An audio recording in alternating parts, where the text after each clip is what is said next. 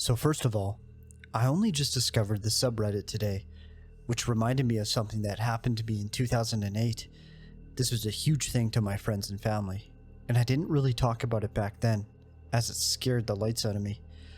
But it was a while ago, and is a really well-known, creepy story among myself and my friends and family. But I think I may as well share it, as it is admittedly terrifying.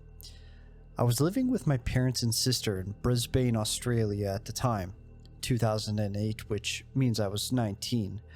I remember my dad had just got Foxtel, which is a cable TV in Australia, but only the TV in the lounge room could use the cable box, and I really wanted to somehow get the cable in my room without paying $99 or whatever for a new box. So Dad one day went out and bought an AV transmitter receiver.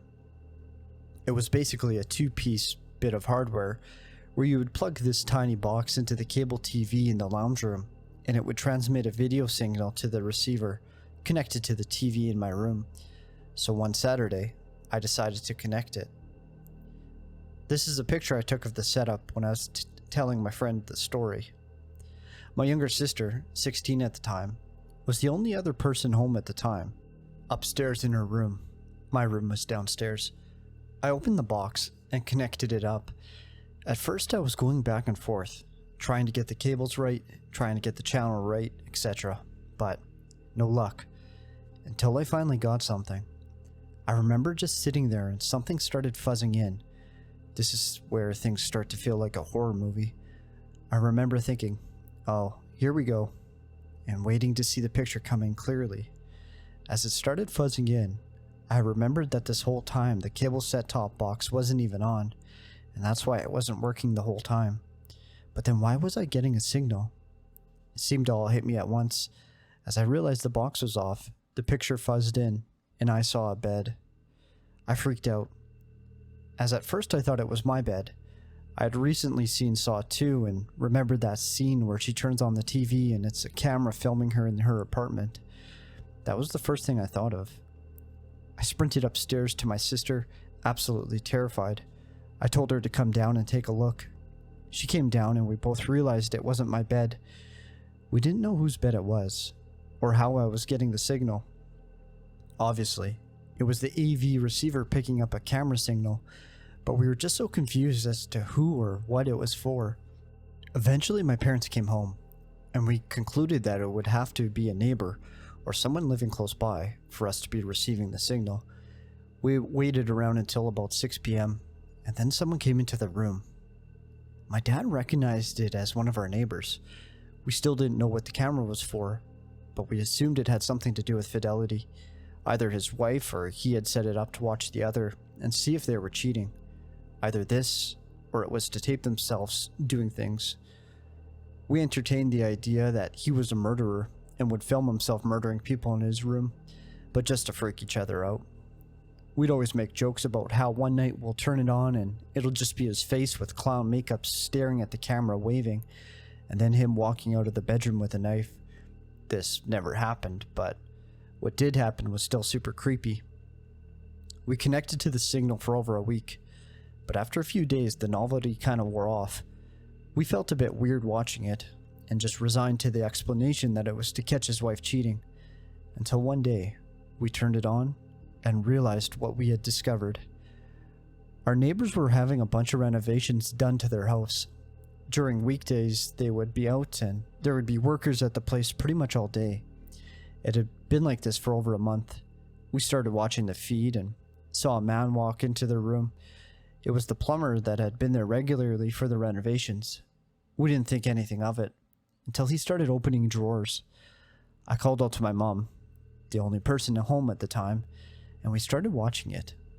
He started getting the wife's underpants and sniffing them, doing all that kind of creepy stuff. At first we were like, oh my goodness, how embarrassing. He's being filmed. Will the neighbors see this somehow? But then what happened next was truly terrifying.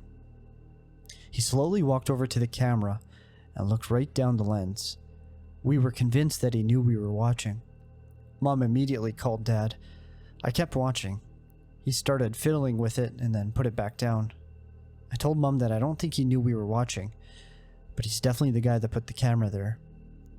Dad came home, and by this time the plumber had left. Much to Mom's pleading, Dad went over to the neighbors to tell them what we saw. Mom wanted to completely stay out of it and was terrified, understandably. When we told the neighbors, they had no idea what we were talking about.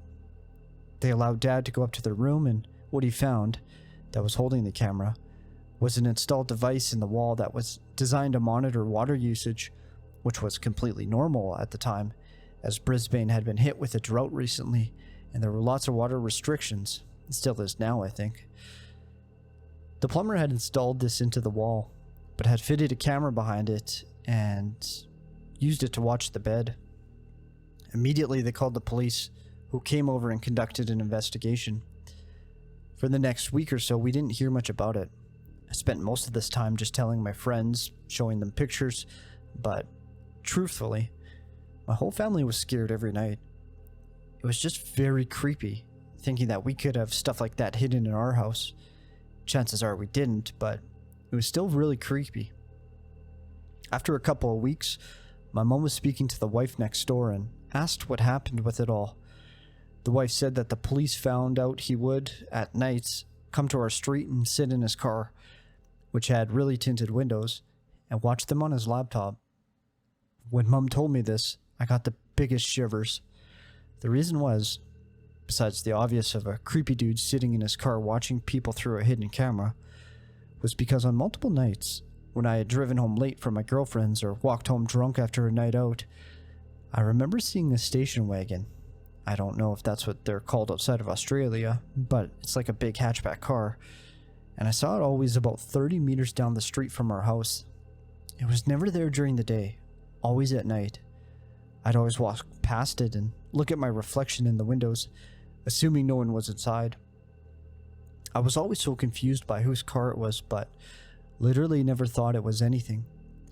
It still scares me so much that it was just this creepy plumber sitting back there on his laptop, watching a hidden camera stream of my neighbors. Anyway, that's my story. It's all true, and still creeps me out to this day, but my friends and I have had a good laugh about it. I know I should be grateful for a chill job at an ice rink, especially as we gear up for scorching summer. I'm thinking about quitting though. I'm too creeped out to go back there.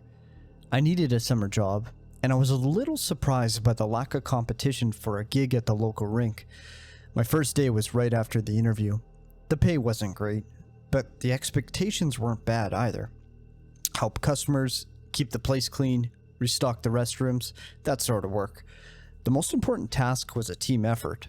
Keep the rink temperature below freezing at all times. That made sense. It's an ice rink, not a swimming pool. At regular intervals, I checked the thermostat to make sure the rink remained between 19 and 29 degrees. Doing so ensured that the main room was always nice and chilly, my own frosty oasis in the middle of town. My boss was the face of the business, so he was usually up front serving guests or back in his office. Whenever he came out, he checked the rink's temperature, even if I had just checked it myself. One day, I clocked in a few minutes late and found the boss hustling towards the thermostat. He seemed startled when he noticed me. "Seen anyone around here yet?" he asked. I checked the clock to see what we were still nearly an hour away from opening. "Not yet," I said. "Good," he smiled. Then he asked me to help set up a new game in the arcade. It was a massive cabinet, big screen, two-seater bench, huge speakers. The delivery men rolled it into and moved it into place. So now it was time to plug it in and see how it ran. I plugged in the power cord and fired up the cabinet. The screen flickered, the speakers roared to life, and then the whole place went dark. I looked out into the main room to see the boss sprinting for the breaker box. The girl at the concession counter dropped what she was doing and disappeared into the kitchen. I left the arcade to apologize for the mishap, and then I noticed the smell. It was like someone left meat out and went on vacation. The stench was heavy and sickening, so strong I could taste it. I figured it must have come from the kitchen. My boss was in the back, sweating bullets at the breaker box. "The wiring's screwy," he said when he saw me. "One thing goes wrong and this whole place loses power." He snapped a few switches back into place and closed the box. Behind us, machines hummed again. He sighed and wiped the sweat from his forehead. It's just an old building. That's all, he said. He checked the thermostat and stayed by the rink until it was time to open. The smell had mostly dissipated by the time customers started filtering in, but it was hard to forget. It was still in my clothes when I went home. A few days later, the boss had to run errands, leaving me and the concession girl to hold the fort down. Everything seemed fine at first, but then a group of kids approached me from the arcade. They said the new cabinet wasn't working right. The screen kept freezing, and they couldn't get their quarters back. My boss had briefly shown me how to troubleshoot these machines, so I did what I could to diagnose the problem. It took longer than I'd like to admit. I was hesitant to unplug the game and restart it, but I tried everything I could to get the game working again. If I had to refund a few quarters, I imagine the boss wouldn't mind. At some point though, I realized I was sweating. I dressed warm for work since the main room stays in the mid-50s. I suddenly felt too hot. I told the kids I'd be right back and tried not to look conspicuous as I made my way to the rink thermostat. 30 degrees, still below freezing. I returned to the arcade to realize that it was the air conditioner that was struggling. It was blazing hot outside, and our AC was fighting hard to keep the room cool. I finally got the game up and running, then ran by the concession counter for lunch. The late afternoon rush kicked in, and I was on my feet for hours. Without the boss up front, I was renting out skates, checking the restrooms, and doing my best to keep the new arcade game running. I didn't get a moment to catch my breath until closing time. I shut off the lights and flipped the front door sign from open to closed, then realized it had been hours since I checked the rink thermostat. I knew I had to take a look before I left for the night. 35 degrees. Not great, not terrible. I adjusted the target temperature and waited until the system started pumping more coolant beneath the ice. I headed back to the door, but stopped at the hallway to the restrooms. There was someone standing at the end of the hall. I was startled, but more than anything, I just wanted to go home. "We're closed," I said. "I have to lock up now." He didn't move. "Do you need to use the restroom first?" I thought maybe he was not feeling well. Concession food can be rough on some people's stomachs. He turned to face me. The hall was dark, except for the exit light over my head, which cast a dim red glow over his face.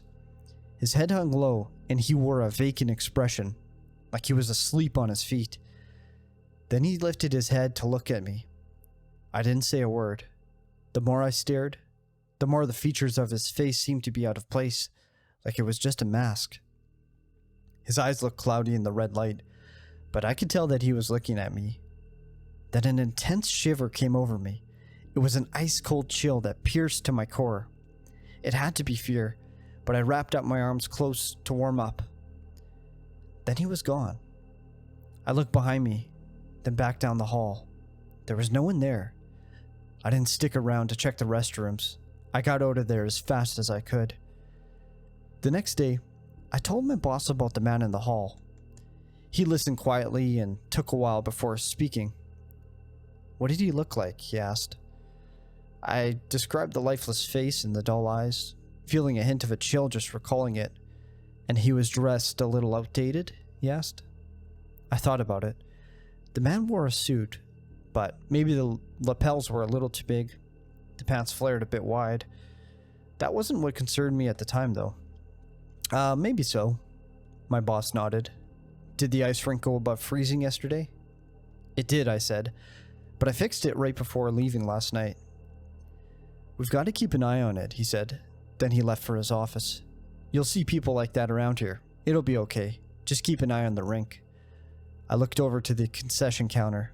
My coworker had been listening. She only met my eyes for a second. Then she went about her work. We'd been opening soon, and the heat was sure to drive a crowd our way. It's a brutal summer, and when the temperatures rise so high, everybody blasts their AC. It puts a strain on the power grid. Yesterday, we tipped the meter too far. The power went out across downtown. My boss went out to fire up the generator, telling me to make sure nobody went near the ice. At first, customers sat in the dining area and waited to see if the power would return. I couldn't blame them. The air was still cool, and anything was better than going back out into that heat. As the day went on, though, the chill faded and there was no point in sticking around. Our customers left, and it was just me and my coworker. Our boss clearly wasn't going to get the generator up and running anytime soon, so I hoped that he would just let us go. My coworker went outside to ask. The air was starting to turn muggy, so I went to check the thermostat. It had a backup battery, so I could at least see the rink's temperature, 40 degrees. It was only going to climb from there. With my back to the ice, I felt something move just behind me. The stench of spoiled meat returned, thick in the humid air. My legs quivered, but I ran for the door. I was in a hurry, so I decided to cut through the ice rink. That was a stupid idea. I started slipping immediately and fell hard on my back. I looked up into a crowd of dead faces. There were dozens of them, dead, bloody bodies, all standing on the ice. Their faces were frozen in horrified, silent howls, while some looked as if they had been beaten or crushed. They all watched me with pale, cloudy eyes. I heard myself scream, and I scrambled for footing. I fell again and again, trying to crawl across the ice. Finally, I reached the other side and bolted to the exit. As I pushed through the doors, I could see that my coworker's car was gone. She had the right idea. I didn't stop to look up. I took today off and called my boss to tell him what happened. He didn't question any of it. He seemed to know what was going on. I asked for an explanation. "You know the gravel lot down the street?" he asked. "There used to be an office building there. It collapsed years ago when I was just a kid. A lot of people died." I had never heard the whole story before. Apparently, there were so many casualties. The local morgue was overwhelmed. They had to store bodies at the ice rink to keep them cool. They were there on the ice for days until they could be moved or identified. Now I understand what I saw, but that doesn't make it any better. I don't want to go to work tomorrow.